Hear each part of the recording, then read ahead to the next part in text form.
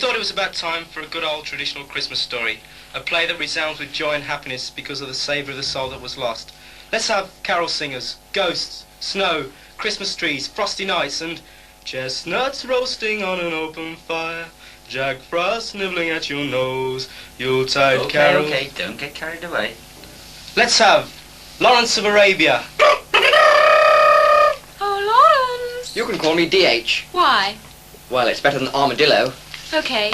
DH, why are you writing all the time? Or to put it another way, all the time you writing our why? It's my new book. Not another. Of course. We geniuses must concentrate on our task solidly, day to day, so that germ inside us does not disappear into the vast void which is every man's destiny. Oh. Well, what's this one about? Sex. I shouldn't have asked. I mean all your stories. Novels. Novels are about sex. I mean, you never write anything decent, do you? I mean, you never write anything about... About what? What is decent in this world? Well? Well, Come on, just give me one example where people change from their normal, greedy selves and suddenly become decent. Christmas. Oh, suppose I walked into that one.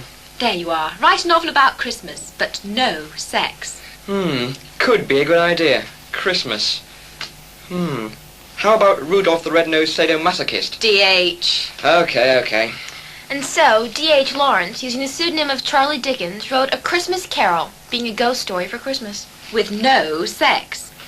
Good King Wenceslas last looked out on the feast of Stephen, when the snow lay round about, deep and crisp and even. Brightly shone the moon that night, though the frost was cruel. The weatherman said that we'd have sun. What a bloody fool!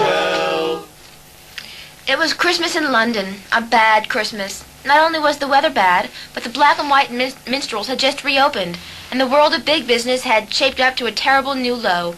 Everything had gone wrong that year, and everyone suffered. The bottom dropped out of the trouser business, the balloon company went flat, the bra industry went bust, and even the people who made their living from selling compost were up to their necks in it. Only two industries were happy, the bomb industry, which was going through a boom period, and Ebenezer Scrooge, who sold sweets.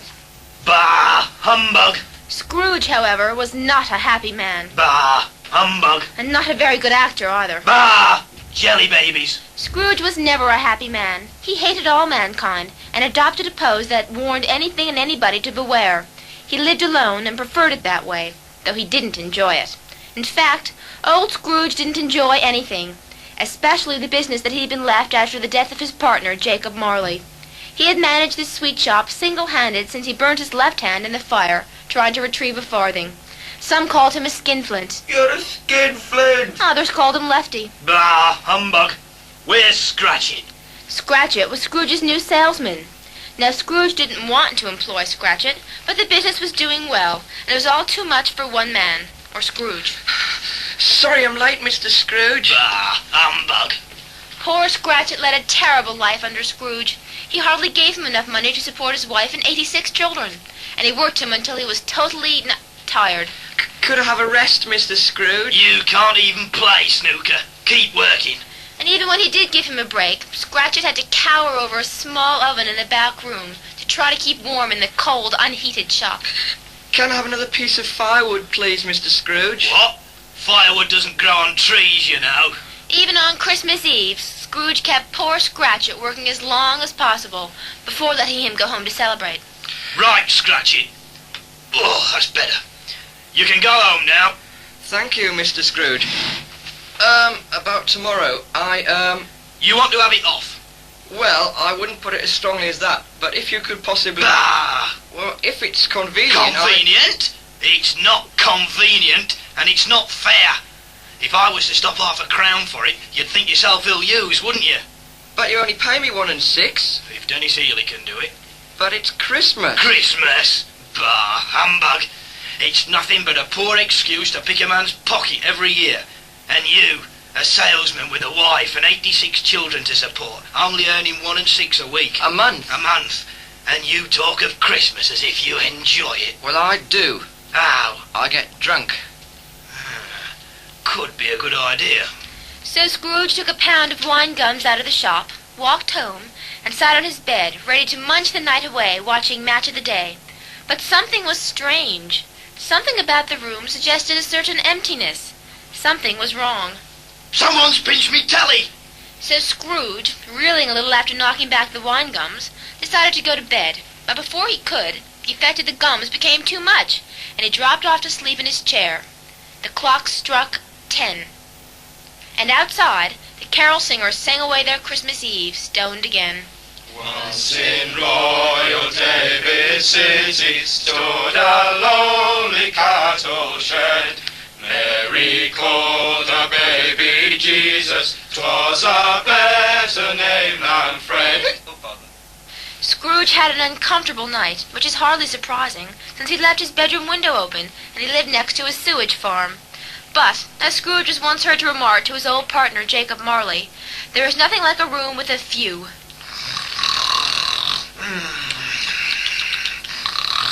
Humbug. Oh, no. Not again, Raquel. Not again. Suddenly Scrooge awoke. Raquel? In his sleepy ears he could hear a strange noise. Scrooge looked puzzled, but the noise grew louder. And louder. And louder. And louder. Until... Milko, are you getting enough? Pardon? Are you getting enough? Enough what? Milk. Humbug. Push off. How about some cream for your Christmas pudding? Bah. Humbug. Cream's much too expensive. Of course it's more expensive. We've got to pay the cows more for singing on smaller bottles. Bah. You're talking a load of bull. Now go away and leave me in peace. Are you sure you're getting enough? Look, if you don't... Just a minute.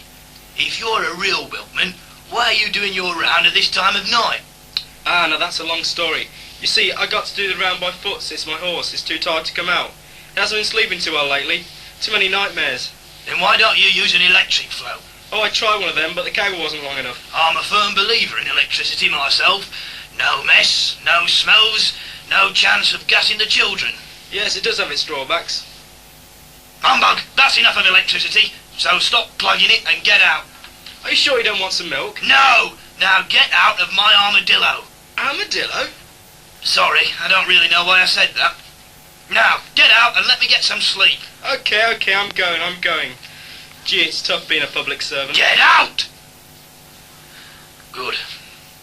Are you getting enough? Bah, humbug. Ha! Sitting on smaller bottles.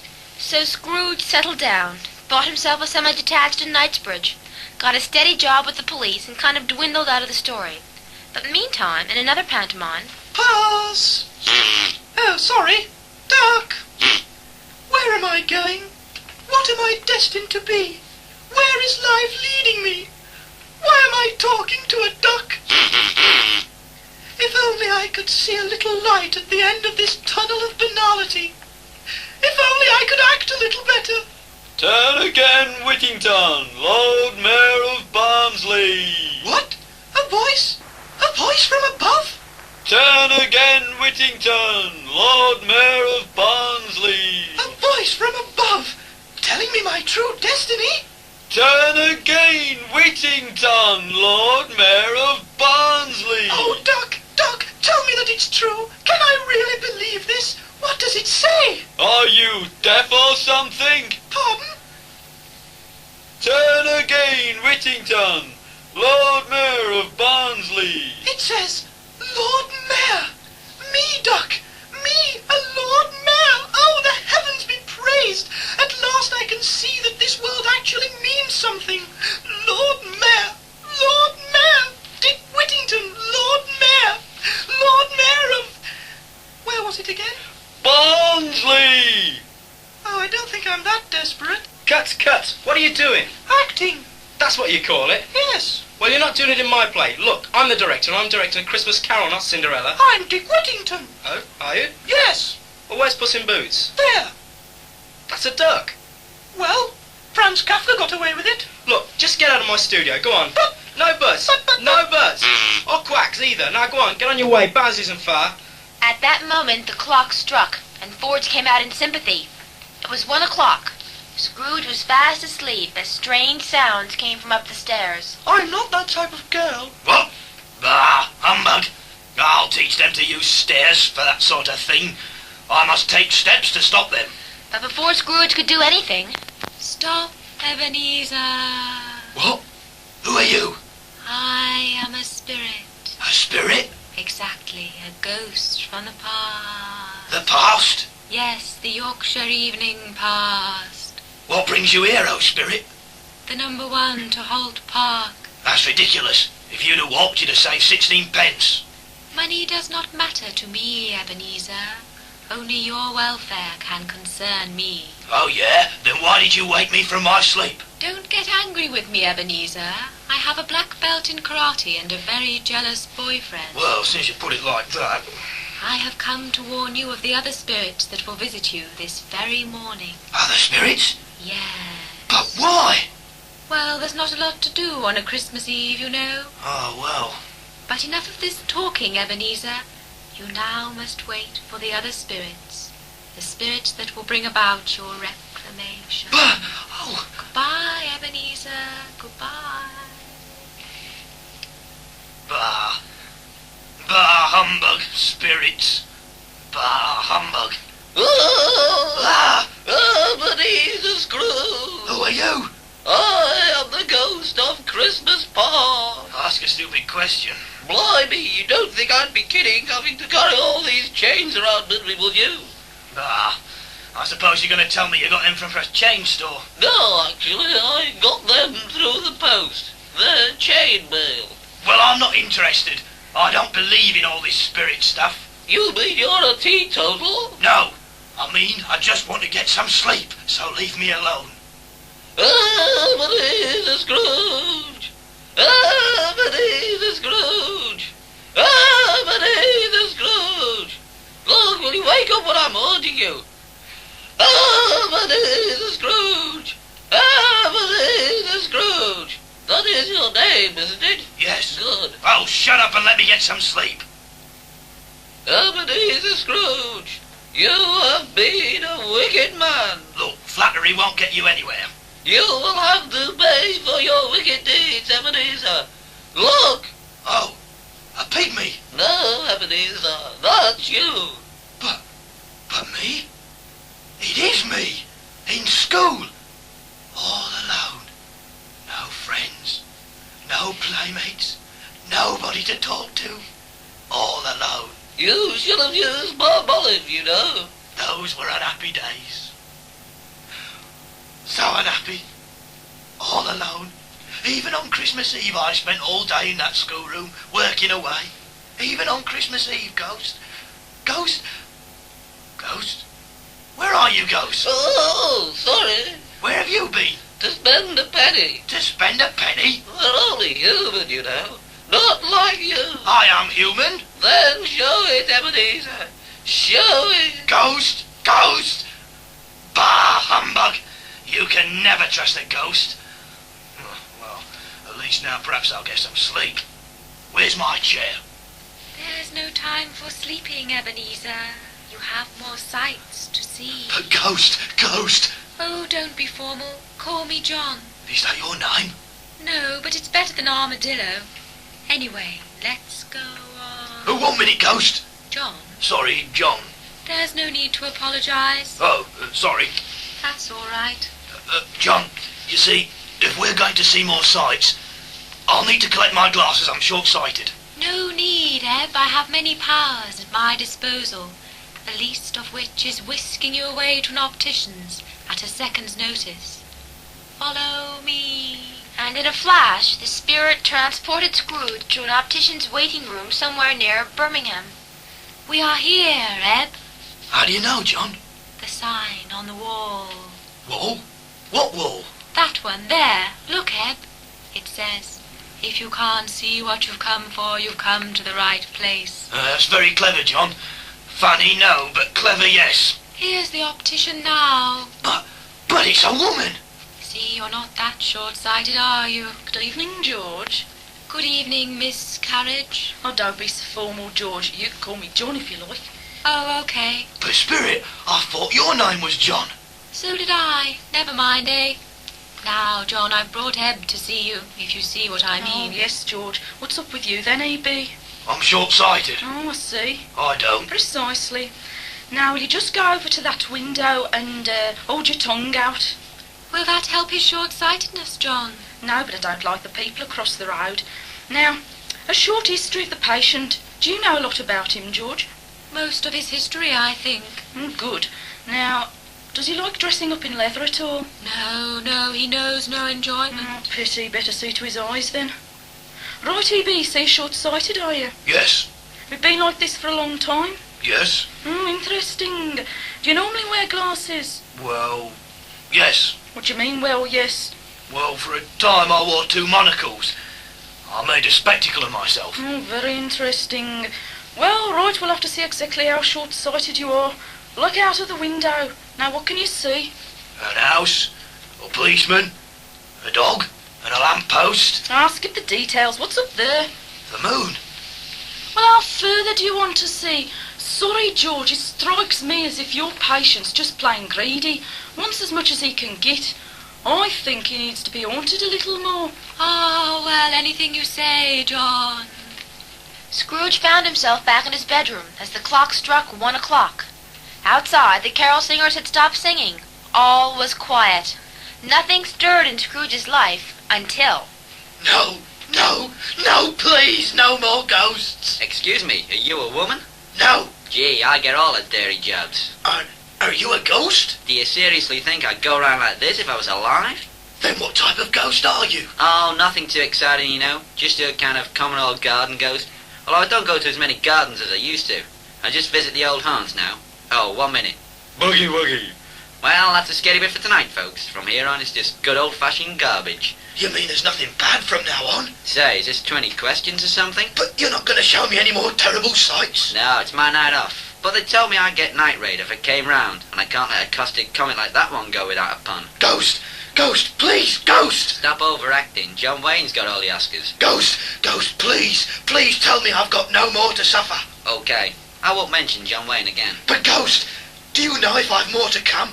Well, normally there's no answer to that, and I can't think of one now, to be totally frank. Or perhaps Mary. Yes, let's eat, drink, and be merry. But Ghost, it's been bad enough already. With a face like that, I can believe it. Say, who is your barber? Tell him to shave you a little higher next time. If he shaves any lower, he'd be a plastic surgeon. I knew a plastic surgeon once. Sat too near the fire and melted. Please, leave me alone. Why, I haven't touched you. You're not really my type. I prefer mature men. Now, Victor Mature, there was a man. He had money, too. How much have you got? Lots. Maybe you are my type, then. What? Or perhaps I can marry your wife. I'm not married. And you think you're unhappy?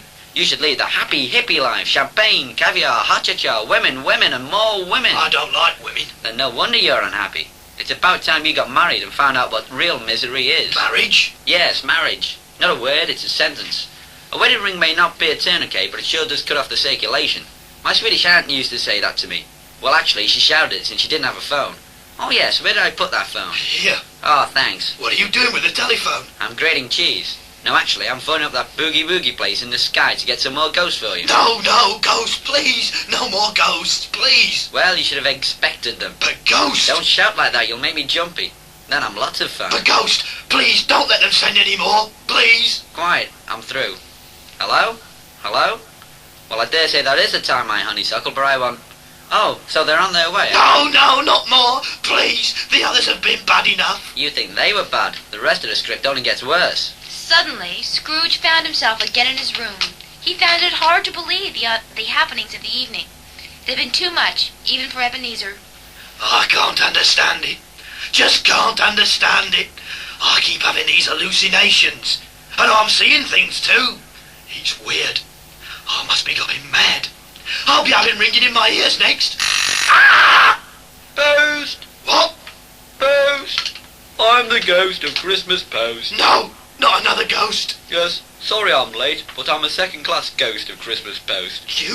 You are a ghost? Sure I am. Well, what do you want of me? It's about the post. The post? Oh, no. Oh, but yes. You see, this letter you sent to your aunt in Bermondsey last year, it didn't have a stamp. Oh, is that all? Well, I'd be frank about it, but that one's already been cracked. No, I'm sorry. I'm really sorry, honestly. Look, you look a nice type of person. Please don't tell anyone about it, please. If you don't tell anyone, I'll give you my stamp collection. Philately will get you nowhere. Well, please, show me some sympathy. Don't go abusing me like the other ghosts. Me? Like the other ghosts? Oh, not at all. I'm not like the other ghosts. I'm royalty, I am. My daddy's a king. In fact, I'm heir male. The only reason I've come to tell you to mend your ways. I will. Or there will be more ghosts to come. No, please, no more ghosts. I'll change my ways. I'll reform. I'll be nice, honest, anything you ask. But no more ghosts. Please. I didn't realise I was so persuasive. And I'll do it now. I'll go to the poulterer's shop in the next street, buy Scratchy that turkey, visit the toy shop, buy Tiny Tim a nice Christmas present. Oh, I'll have a Merry Christmas. Oh, and I mustn't forget to splash out on drink too. If Scratchy enjoys it, then so will I. And drink too. And Scrooge did change, which was only sensible, since he would have been arrested for indecent exposure if he had ventured out in his nightshirt. Scrooge was now a happy man, and he spread his happiness everywhere he went. God rest ye merry gentlemen, let nothing you dismay, for pubs around this district do open at midday. Excuse me. Yes? Do you know Jerusalem? Yes. Then how about going there? Scrooge was in fact better than his word. He did everything he had promised, and more, which pleased his housemaid. But the people who really profited from the new Scrooge were the Scratchets. Mr. Scrooge, I'm sorry I'm late, but I was making merry last night. Making merry, eh? How can you make merry with 86 children to support? 87, Mr. Scrooge. 87? Perhaps I make merry too much. But there was a need this Christmas, Mr. Scrooge. You see, someone sent us a turkey and toys for all the children, and a year's supply of Newcastle Brown. Bah, humbug! You must have been making merry. No, it's true, Mr. Scrooge. It's true. But I wonder, who did it? I wonder. Bah! You say you believe in fairies next. And with that very word, Lord Mayor of Barnsley! Get up, you pathetic male impersonator. That was a cue for the fairy. Dick Whittington, you shall go to the ball. No, get it right. Look, it's no good. We'll just have to start again. Oh, Lawrence. You can call me D.H. Okay. DH, why are you writing all the time? Or to put it another way, all the time you're writing on why? Deja vu. What? Deja vu. Well, I suppose it's better than because it's there. By the way, how are you going to end this play? Ah, yes. I was thinking of a grand operatic finish with dancing girls, Fred Astaire, and music, and yet more music. Well, why not? I lost my kazoo. How are you going to end, then?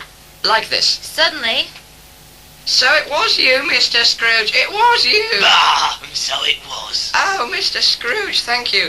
Thank you, Mr. Scrooge. And it's going to stay like this, Scratchy. From now on, you're going to get a rise I beg your pardon? in salary, Scratchy. And you're going to have shorter hours. But aren't they all 60 minutes, Mr. Scrooge? Shut up, Scratchy. I'm bored with such jokes. Sorry, Mr. Scrooge. And you can stop calling me Mr. Scrooge. You mean I can call you Ebenezer? No, I mean you can call me Sir. Well done, Scrooge. You have learned your lesson well. Thank you. Who is this, sir? This is John. Have you been drinking, sir? No, this really is John, aren't you? Well, amongst others. See? And don't get stroppy, Scratchy, But- or I but- don't but- speak but- when but- you're talking to me. But that face, the name, it's so... no, it couldn't be, but it must be. You mean... Yes, I think so. Daddy. Daughter. Humbug! Sir, that's 88. Oh, actually, Daddy, 89. This is Tiny Tim. Tiny Tim? Well, he's grown a little since the last time he saw you. But now we're all together. Let's have a ding-dong time. Ding dong merrily on high, in heaven the bells are ringing. Ding dong merrily the sky